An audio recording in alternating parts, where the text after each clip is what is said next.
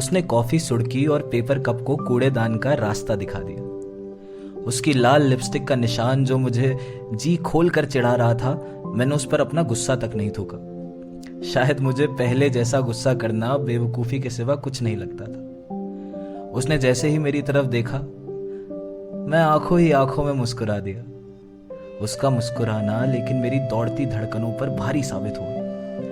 मैंने आधी बची सिगरेट को अपने जूते से इतनी बेरहमी से मारा कि उसका कचूम्बर निकल गया, जैसे मेरी घबराहट का निकला था जब पहली बार उससे बात की थी फोन पर बात करने का सिलसिला कुछ 5 महीने चला होगा। हमारे शहर अलग थे और दिल के मामले में इस तरह की घटनाएं मेरे लिए तो एटलीस्ट कॉमन थी।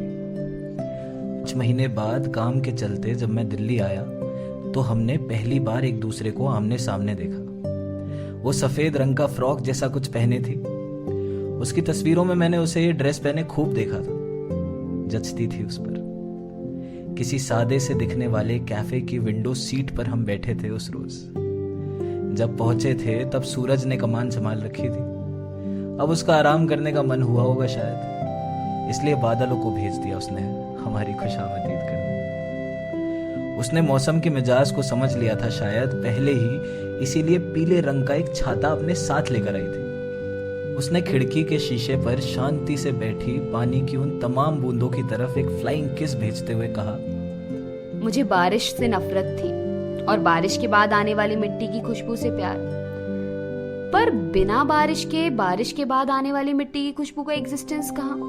तुम्हें पता है, ये सवाल मेरे दिमाग में खूब रेस लगाता था, परेशान करता था, जी भी दुखाता था। नफरत को कम करूं या प्यार को ज्यादा, मेरी समझ में तो ये भी नहीं आता था। मैं सुन रहा था जैसे अमूमन फोन पर सुनता था। उसे सुनते रहना मुझे सुकून देता था। अनगिनत लफ्जों में इतनी शांति कोई कैसे ला सकता है भला? मैं ये सवाल तक नहीं उठाता था। आज उठाया क्योंकि उसे आप तक पहुंचाना था, ताकि आपको अपने कुछ अनकहे सवालों के जवाब यूं ही मिल जाए। वो बोलती गई बिना हाफे, पर एक दिन जब बारिश हुई इतनी कि कीचड़ नहीं जमा, लोगों के घर भी नहीं टूटे और फसलें भी नहीं उजड़ी और मिट्टी की खुशबू भी बराबर आई, तो मेरी और बारिश की दोस्ती अपने आप हो गई। कोई एफर्ट तक नहीं लगा। सारे सवाल भी सो गए एकदम परफेक्टली, शायद परमानेंटली भी। तब रियलाइज हुआ कि ऊपरी माले में बैलेंस लाने से बहुत सी चीजें बेहतर हो सकती हैं, नहीं? ये कहते ही वो बादलों से अचानक धरती पर लौट आई और मुझसे बोली, तुम आज एटलीस्ट थोड़ा बोल लेना, वरना मुझे लगेगा कि मैं आज सेल्फिश हो रही हूँ। चुप ही नहीं होती।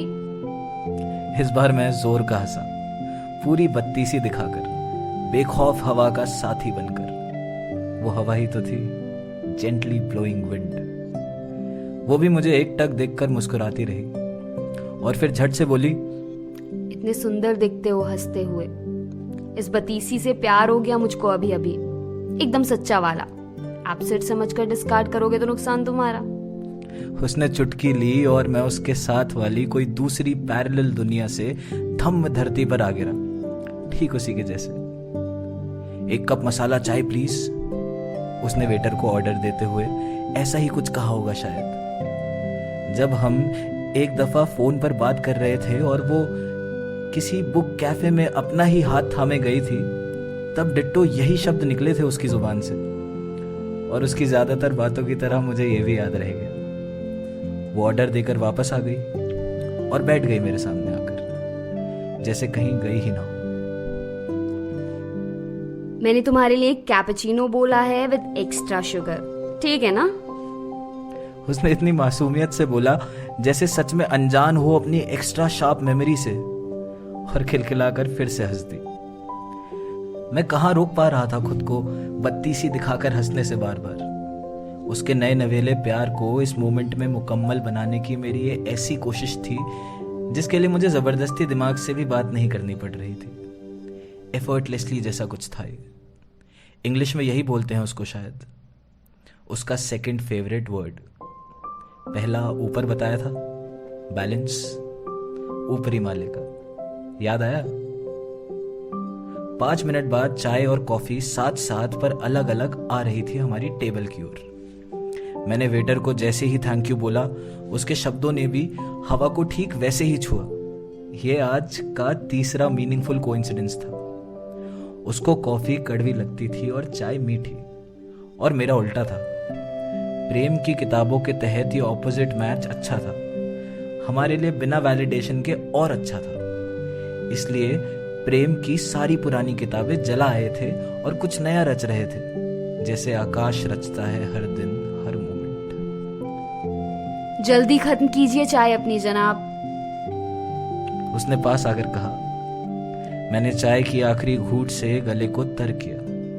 उसने झट से खाली कप मेरे हाथ से छीना और फिर चल दी कूड़ेदान की तरफ।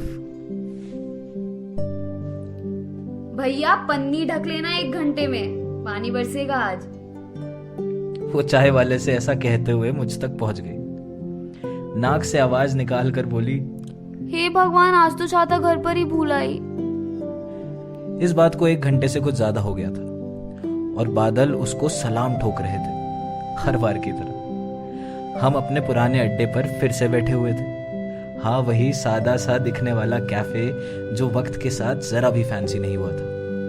और इस बार उसके हाथ में कोल्ड कॉफी थी और मेरे हाथ में लेमन टी। और हाँ, ऑर्डर इस बार मैंने किया था। पीला छाता घर पर आराम फरमा रहा था और हम चल पड़े थे, पहली बारिश की फुहारों को चीरते हुए, बिना सोचे, बिना समझे, बिना डरे, घर को अपने साथ साथ और अलग अलग। अंधेरों के ठीक बीच से हवा का हाथ पकड़। चाय पियोगे? उसने घर में घुसते ही अपनी यूजुअल लहजे में पूछा।